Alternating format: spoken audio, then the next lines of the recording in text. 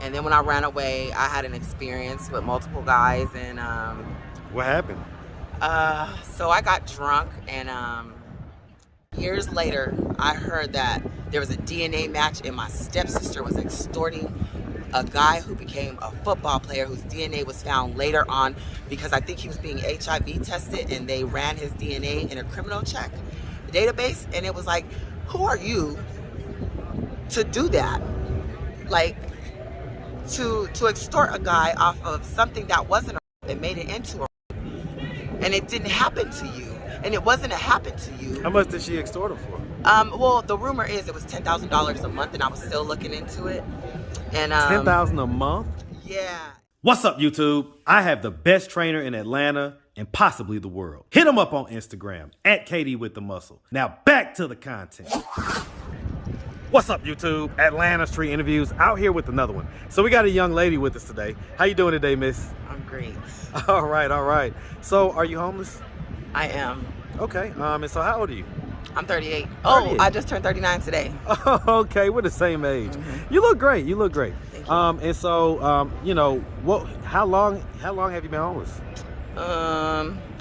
So let's see. I used to live in my car in San Diego, and the last 2 years I was there, probably like off and on from 2019 to 2021. And then I moved back to Colorado, lost my car, and then became street homeless. And I figured since I was gonna be back home homeless, then I might as well go somewhere else. And here I am homeless, so. Okay. But how long you been here in Atlanta? Since November of last year. Okay, so November 22 or November 2021? Which one? November of 2022. Okay, so just a few months now. Mm-hmm. Okay. All right, what made you decide to come here? To tell you the truth, I came with somebody and halfway here on the Greyhound bus. It didn't work out. We were just friends, but we had a little bit of conflict, and we were supposed to just stop through here and then go to Florida. But I guess I got stranded, but I don't feel so stranded anymore, so. Okay. This wasn't on my bucket list, but I'm glad that I stopped here. Glad you stopped here? Yeah. What made you stay? Having no money to leave. Well, I mean, what made you? Well, oh, I get that. But I mean, you know, you could have gotten a bus ticket or something out of here. So I mean, what made you decide? You know, to a say, bus ticket costs way more than a plane ticket, and I figured since I was here, maybe I stay a year, try to get a job, or just, you know, just hustle some type of way, and I don't know, get to know the city. You know what? I consider this the Black Omega. Yeah, definitely. This is the Black Mecca is what they call it. Mecca? Sure. Is that what Mecca? you call it? Yeah, okay. Mecca. I call it the Black Omega. Okay. Yeah, because like there's a lot of history. Like Georgia State has a lot of history. One of the oldest colleges, and what was I gonna say? If you walk down, I think it's Forsyth. Is it called Forsyth? Yep. If you walk down that street, you see like small little museums, and it talks about inventions. And I didn't notice like a lot of Black people invented a lot of things. A lot of stuff that we use. Yep. Yeah, but, absolutely. The history made me stay. Okay, I ain't mad at that. Get in touch with your roots. You know what I'm saying? With your fellow Black brothers and sisters. Yeah. I ain't mad at that. All right. So, what was it that happened in 2019 or whatever that caused you to become homeless in the first place? Just like cost of living, and plus I'm kind of picky about like who I live with. Like, I think I moved out of a roommate situation and decided to live in my car and just like figure it out for a few months. I knew I would make it because they have like, the beach showers, and truck stops. You can pay $12 for a shower. You can shower at the gym. But then like after a while, I needed to pamper myself as a woman, like do my nails, shave my legs. You know, I needed more time. So like on the weekends I get a hotel and stuff like that. But yeah, it was just like roommate situations and cost of living. Were you like still working at the time? I was still working. I always keep a job. Like I've been working my whole life. And okay. Do you have a job now? No, I don't have a job now. So what do you do for income? What do you do for income right now? So I boost, and I was boosting like earplugs and speakers, and what else? Underwear and shirts. I noticed like a lot of young men on the street, they will buy shirts and stuff off me, just like t-shirts, you know, packs of Calvin Klein and underwear. Fresh and stuff t-shirt, like that. you know. Yep. That's culture here in Atlanta. That's the best thing to sell, like food and underclothes. Okay. All right. So, okay, do you have any kids? No, I don't. No? All right. Have you ever been married? It felt like marriage. I was with someone for 10 years before I left Colorado. So long-term relationship? Yeah. Okay. All right. Why did that relationship dissolve? So I think we just grew apart. Like, he's a great person. I will never say like he's a terrible person unless he fucked my sister. But he's a good guy. Like, he works. Where did that come from? Because there was like a rumor or whatever like that. But I got some terrible sisters. So, anywho, I won't get on that. But you know, he just doesn't seem like the type of guy who would do that. I think that he's like a wonderful guy. So someone told you? Who told you that? My sister. I think she just said it to piss me off, but yeah, she just said it to piss me off, and I was like, Larry, you wouldn't fuck her. Like, do y'all look alike? No. She's younger. She looks like she's Mexican. My sisters look Mexican, but we're Spanish and black. Okay. So, okay. But I'm the nigga baby because I might be light skinned, but in my five siblings, I'm the darkest one. You know, curly hair. I get it. You know, Hispanic. They look more so yeah. kind of, I get it, kind of Caucasian, Mexican type deal. Yeah, but we grew apart, and one thing that made us grow apart was after 7, 8 years, I asked him, do you still want to have kids and get married? He said, why do we need a piece of paper to solidify, you know, this, you know, our union? And the other thing was regarding kids, he felt like he was too old to be having, you know, kids, chasing kids around, because he's like 8 years older than me. He's already in his 40s. Does he already have kids? Mid-30s. No, he didn't have kids either. He didn't have any kids either? No, like, I want to introduce, you got a sister or somebody who, like, you know, looking for somebody, like, he is a good guy, but, you know, I feel like he could be the type that might be used, because he got his own house, he pays a mortgage, he love his mama, he take care of his family, you know, that type of stuff, and he's been at his job like 20 years. So he's a stable, hardworking, productive citizen. So I had to ask myself, I always thought he was too good for me, but I had to ask myself, he didn't smoke weed or cigarettes or nothing. I smoked hella weed. And I had to ask myself, well, does he not want to marry me in general, or just not at all anymore, like anybody? Right. You know what I mean? So is he with someone now? I think he's dating. You know. But he's not like married or anything like that? No, okay. He's not married. I get it. Not that I know of, but. All right, so let's just start from the beginning. So where you from? So I was born in LA, and then I spent most of my time in Denver, from the east side to the further east side, Montbello. Went from like McGlone, MLK, Martin Luther King Middle School, and the baddest schools in Colorado. And then it's always in MLK. Yeah, and then that's where all the crime is too, on Martin Luther King Boulevard. Listen, I used to have a job where I used to have to go around to different cities in the country and find kind of, you know, the hood. Man, every time it would never fail. All you gotta do is search for the Martin Luther King Boulevard, Martin Luther King Drive, and you're gonna find the hood. Yeah. It was just that simple. So unfortunately, that's kind of how they did our, you know, Dr. King. That's how they did him. Yeah. So all right. So long story short, okay. So you grew up in Colorado. You know, you say you have siblings. How many siblings do you have? So my mom has 5 kids total. Okay. She had 4 girls and 1 boy. All right. 3 baby daddies. The 3 in the middle share the same dad, and then my dad has 5 other kids.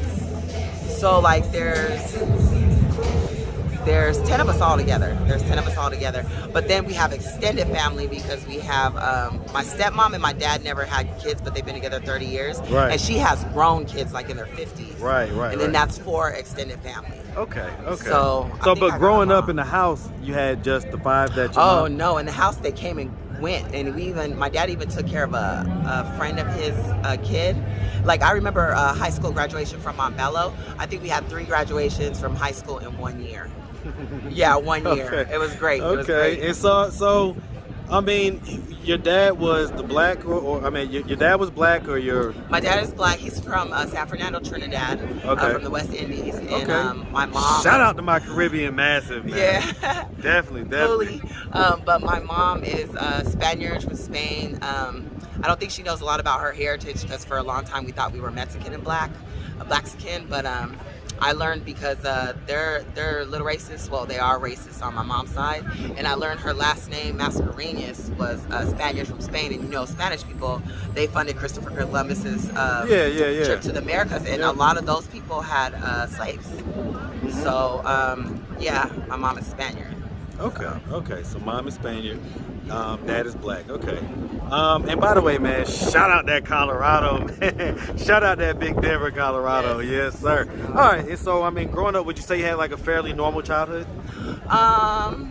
Yeah, you know what? I won't complain because you know what? Everybody has a different what would you say upbringing. about it that wasn't normal or that you couldn't complain with? I guess just the mixing of family, and my stepmom's you know, children were I don't know, they're I don't know, I think they're cooler now, but we're all individuals. Did anything ever happen when you was younger? When I was younger, well, like nothing like too crazy, like not station and or like sexual abuse, or my dad was hard on us, like he used to kick our asses, you know, but I was Miss Goody Two Shoes. I probably got like 1 or 2 whippings. I remember one whipping. I tried to stay low to the ground because I noticed, like, yeah, he would f my brothers and sisters, but he's a little bit softer now. So yeah, okay. he was aggressive. Like when he came home, if we heard the garage go up, we looked at each other like, turn the TV off and clean up, and did you do your homework, and did you get in trouble at school, because we don't need him coming in here fucking with us. Grab a book, you know. I get it. Yeah, so like that, yeah. But our house was tidy. Like there was like 8 kids in the house at one time, and the house was tidy. My dad always did his own home improvements and things like that, and yeah. Okay, so I mean, fairly normal childhood. Yeah. You went to high school. Did you graduate? No, I went to high school for like a year and a half because like I ran away when I was 13 in Denver. Why'd you run away? I ran away when I was 13 in Denver. Like I had a summer of fun going into my freshman year. Tell me about that. A lot of things happened, like so let me just preface it by saying this. You know, I have a 13-year-old daughter. So I'm very interested to hear what made you run away. One thing you should do is talk to your daughter. And my dad, he wasn't a friend, and he wasn't really like, I feel like I learned by observing, like changing a tire, changing oil, filling up our tires on our bikes. But we had a routine. He taught me routine and stuff like that. But I hung out with ghetto girls. Like, we lived in a nice house, but I hung out with girls who lived in the apartments behind us, the Albrook apartments, and their parents were younger, their parents drank, their parents had different priorities, and my parents were like, we're gonna shop at Walmart, but our house is gonna be nice. That's what we spent money on. Right. But their parents were like, we're gonna spend money on Air Max and Nike, but our house is the hood. Right. Yeah, and I hung out with those girls, and we hung out on the east side, and you know, they were fast and they were pregnant. I remember bringing a girl home, and my dad said, is that girl pregnant? And I said, yeah. He said, don't bring her back in our house. And I was like, oh shoot. And he didn't teach me about sex, and teach me my body was my temple, and I had to learn on my own. So I mean, when did you lose your virginity? When I was like 13, 12 or 13. 12 or 13? 12 or 13. How old was the guy? He was probably like 16. Okay, I think so he was just 16. a few years older type deal? Yeah. And then and is that when you ran away or before? That was before I ran away. And then when I ran away, I had an experience with multiple guys, and what happened? So I got drunk, and I had sex with 6 guys, and yeah, they should have knew better, and shouldn't have took advantage of me, because it started out with 2, and then some other ones showed up, and then when I woke up, there was a bunch of guys hanging out. And I don't take it as a bad experience. I don't. I know I went to the clinic, and they asked me what I was there for. I said a STD screening, and then she was like, you were raped. And I was like, no, I wasn't. And she had me talk to a counselor, who I learned later was a victim's advocate, and they did a kit. But I didn't ask for a kit, and I didn't cry about it. You know, I didn't cry about it. And one thing my dad up and did was, I deal with something called polycystic ovarian syndrome, and my first period was 3 months. And they put me on birth control to regulate my period. But then when he found out I was having sex, he took me off of the birth control. You know why? He thought it gave me permission to have sex. He thought I had permission to have sex just because I was on birth control. He didn't know I was already having sex before the birth control. You know what I mean? And but he didn't teach me, well, you're having sex, so let me tell you about this. Let me tell you about that. Like my sister, my older sister, she has mental disability, and when he found out she was having sex, he couldn't even talk to her. He was like, Marie, get pictures of some condoms and talk to her about sex. And I was like, okay, I think it makes him uncomfortable, like love and sex and affection. A lot of dads feel that way. I'm the total opposite. Yeah. I'm the total opposite. You know, I probably have some viewers laughing right now because they know, you know, the background of this channel. I used to ask a lot of sex questions, but when it comes to my kids, we are completely open about sex. We talk about it, and so for this very reason. And that's why I let you answer and go on the way that you did, because my kids are gonna see this and they're gonna be like, well, I guess Dad's right. Yeah, and then like with females, like I think when they have a relationship with their father that's affectionate and loving, I think that they're less insecure. Like I think that they're more comfortable with sexuality too, and I think that they treat their body more as a temple. And I didn't have that growing up. My dad was very harsh. He didn't talk to us. We didn't have intimate conversations. You know what I mean? So I mean, at the age of 39 though, you know, do you still see that train that was, you know, ran on you as you decided to do it, or was it the R word that they said it was? You know what? I decided to do it. You know why? Because I didn't yell. It was the white women at the hospital. It's just like these white women who these athletes. Excuse my language. No, and then okay. all of a sudden, because they didn't call, but you knew he was married. You know, you knew he wasn't going to leave his wife. You knew he was groupies. And now you're screaming. You know what I mean? Yeah. And I hate to say direct that at Caucasian women, but that's what you see a lot of. You know, and they'll do that to black men. Listen, it happens all the time, man. And it's been happening for centuries. Yeah. Shout out to Emmett too. You know what I'm saying? So. Oh yeah, open casket, so. open casket. But okay, so. And all he did was, didn't he just look at her? And just whistled at her, basically. Whistled at her. Yeah, but you know what? I look at that as an adolescent experience because those guys were young too, and I don't think that they saw my body as a temple. And they probably weren't taught. I was about to say, how old were they? Well, so something happened like a few years back where I guess one of them was extorted for money for what happened to me. And you know, when this, and it didn't happen to me, it was an experience.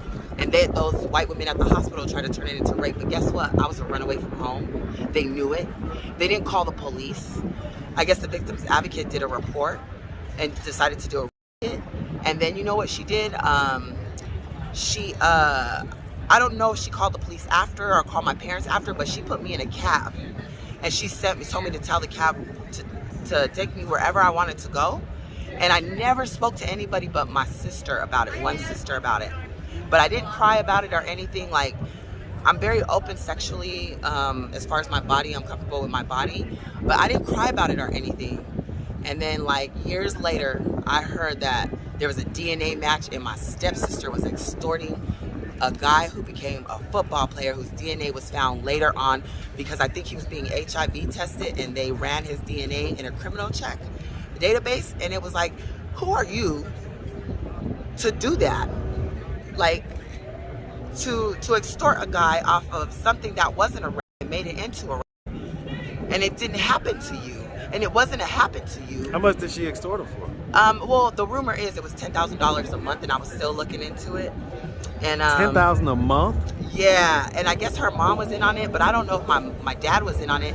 And I wonder how many guys' DNA, because I only seen one condom on the ground when I woke up, and I remember going up the stairs. They were all asleep, and I went up the stairs, and because I tried to wake, I remember some of it. I was like, hello, hello. And I remember waking up, my shirt was up, I had no pants on, I put some pants on. I went up the stairs, a mom with a spatula said, who the f are you? And then I ran back down the stairs and I went out the window that I came in. But I remember just getting the STD screening, and one thing I never want to do is take away from, and they were black boys, and I love black men. I love black men. I have not messed with too many, or had a relationship with too many white men, but I love black men, and to extort somebody off of a so-called didn't happen to you is so foul.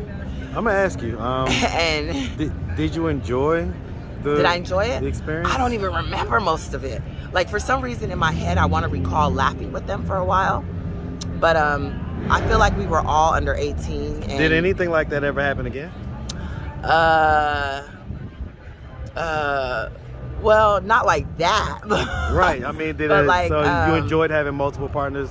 Yeah, I have enjoyed having multiple partners. Usually I like the two guys, and now we're going deep into that. But yeah, I enjoy the two guys and just me type stuff. So I mean, if you enjoy it, that's okay. Yeah. There's nobody to judge. But I don't regret that experience. What I do regret is somebody extorting a black man who they saw a monetary come up, and they decided to extort them off of something that happened to me in my name. Yeah, it sucks. And they wrote a police report in 2015, I guess, for something that happened in 97, but it happened in 92, and that's what made them up, because you didn't ask me. I never talked to you about it. You saw something on Crime Stoppers, a DNA match, an HIV test for him. What was the football player's name? I don't want to say his name because I don't want to put his business out there, but I wish that he would approach me, because I would like to put my stepsister in jail.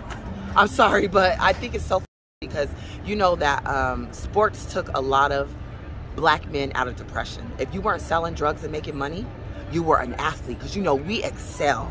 We excel when it comes to sports. I mean, it's definitely provided. We're strong. Definitely provided a lot of opportunities, not only for the athletes, but for the families of the athletes. And, you know, everything else. So it's definitely been, you know, a net positive. So I get it. I get where you're going with that. Yeah. So had I saw it, I would have probably went and talked to people and said, hey, can you take that down or whatever, because that wasn't something that was supposed to be on Crime Stoppers. It wasn't a crime because it was consensual. I didn't cry. I didn't report it as rape. Don't make it into that. You know, and where can I find this on Crime Stoppers?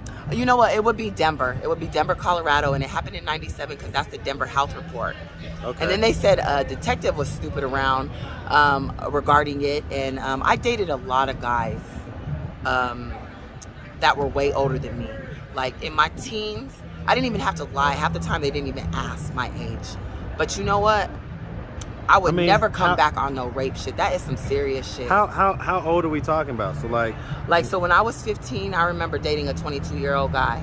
Okay. I remember my dad making me take off my nails and cut off my hair, because he was like, you're in the bathroom so long, you got 22-year-old guys calling the house. I remember going to school the next day looking like a bird, so embarrassed because I had draping hair at one time. And yeah, I had a lot of experiences with men. I was very promiscuous as a teenager. But you know what? Guess what?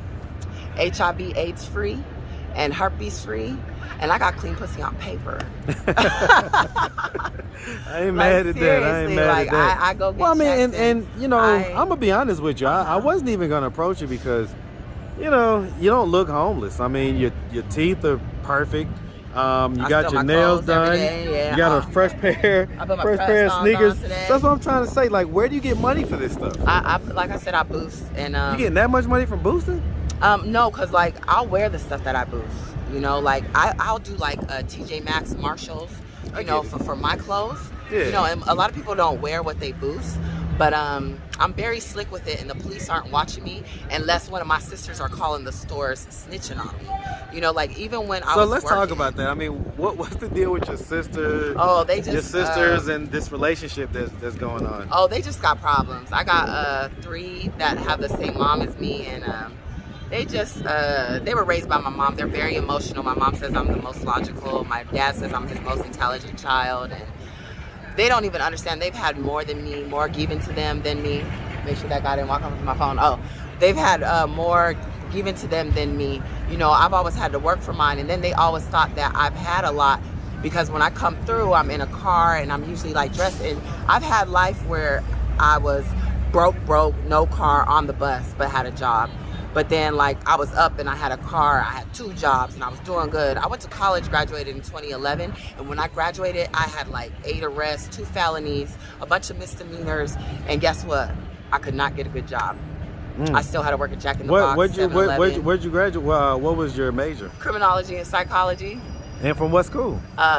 Metro State College of Denver. Okay. Now it's Metro State University of Denver. Was that an associate's or a bachelor's? It's a double bachelor's. Double bachelor's? Yeah. And you still couldn't get a job? Yep. They don't. That background. Yep. Yeah. They run, and my interviews would be so good, and like, cause I had a conversational interview. Like I even looked up questions to ask. So you know, sometimes you're in an interview and you're like, yep, no, yep, no. But usually my interviews end good. But then like I could pass a drug test with some, synthetic piss, but the background check come back 7 days, and they're like, we can't use a thief because I have a lot of theft on my background. So Okay. yeah, but then it took time and a move to California to forgive, and then I got better jobs like in health and pension. One of my favorite jobs was senior technical support representative, and I was discriminated against there by the HR lady. A lot of stuff happened there, but I don't regret any life experience, from sex, education, to my background, you know, me being a knucklehead. I can't regret anything. Well, let me ask, I mean, you know, being a lady out here on the streets, do you trade sex for money? No, I don't. Okay, so I that's don't. one You thing know you what? don't I've do? sold my pussy 3 times in my life. I'll be honest about that. What were the circumstances of that? Why did you choose to do that in those Well, instances? I guess, so the first time I remember my roommate, this Mexican guy used to pay her like once a week, $200 for sex. And one day he saw me there sitting on the couch, and he told her, I'll pay $400 for her. And so I was like, oh, 400? Oh, I don't know. I was hesitant. She was like, it's the quickest 5 minutes ever, and it was the quickest 5 minutes. $400. I mean, I gave her 2 because it was towards my rent and stuff, but I remember I was working at that was Photo Bucket I was working at in Denver. But 400. And then the other time was somebody made it hard because they stole my identity, and I had a hard time getting a job, and I was going through a struggle, and it was offered to me, and I took it. And so, you know, How much was offered? the offer was, so he wanted me to do him and his brother, and but it was just him, and he gave me like $100 and something. Okay. And then I had a place to sleep at night because I know I was in between homes. And then the last time a guy gave me a ride, and then he asked me to come hang out with him, and then he asked if he could have sex with me, and he said he'd give me money because he knew I was struggling. He could see the struggle in me, and he gave me like $150. So, but I never been on the street and like sold myself, but I've been solicited. Just different situations. So when you're solicited, what's your response? I'm sorry, I'm not a prostitute. No, thank you. You know, Because I mean, you don't look like one at all. Yeah, because I'm not. But so, so let me say this though, right? You're a pretty lady. Mm-hmm. You're out here in Atlanta. I mean, are you not like in a relationship or anything like that? No, not right now. I was in a relationship for a month when I came out here. I felt like someone saved me from being out in the cold in December. But he was wishy-washy. His name was Donald Howard. I don't know what was going on with him. It felt right at first, but like we cooked together, and I thought this was going to be something long term. But sometimes you have a 3-month relationship, sometimes you have a year relationship, sometimes it's 10 years. But that was my last relationship. And so, like, where do you sleep at night? I squat. I still got to look into squatter rights. That's what I need to go to the library for. I wanted to look into squatter rights because there's a lot of people squatting out here, and like there's some apartments in Lenox, and I'll find one open, and maybe they're remodeling it, and I can take a shower or whatever. I tried, one time I called 17 shelters on the weekend, and I got no call back, no answer. It was no. I went to some place, where is it at? I forget where it's at, but they told me they would definitely help me, but the lady wouldn't even let me in the door. Was it like the Salvation Army or Restoration? Oh, the Salvation Army was worse. The lady has such a bad attitude, and I don't know what her problem was. And when you're homeless, you don't need the attitude. Well, yeah, I mean, that's what a lot of people deal with. That's why a lot of people are in and out of the shelter system, in and out of the various shelters, because a lot of times the people that work there, Yeah. So, all right, well, listen, we really appreciate you taking the time answering all of our questions.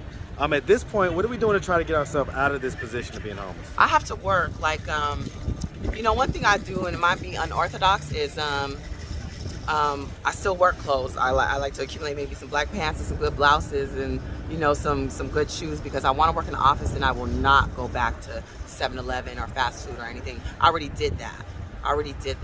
And with time healed my background, and so I'm not gonna go back to that. I like administrative work, technical support. I've been an operations manager. I know how to run a small business, so I know I'm going to steal some blouses and things like that, and sit at the library. And now I'm getting the phone right here, so I can receive calls and mess around and check my email and stuff. And it's a slow process, but I had to get used to this place, and It's gonna happen. It's gonna happen because I don't stay So you down think for you're gonna too be long. staying here in Atlanta? I think I'll stay maybe till the summer, or I have to see how it works out. But I don't want to spend another winter here because I hate the cold. Yeah. Definitely. It's tricky. It's tricky here. Yeah, It's it tricky. is So, tricky. all right. Well, like I say, we appreciate you. If anybody out there wanted to reach out, help, or donate, do you have a way they could do that? Do you have social media, Cash App, anything like that? No, just if you see me in the street, smile and say hello, and just keep your head up, make eye contact, because we don't do that enough. I hear that. That's all So I'm asking. you don't have Cash App or anything? No, I don't have Cash App, but I won't accept your cash.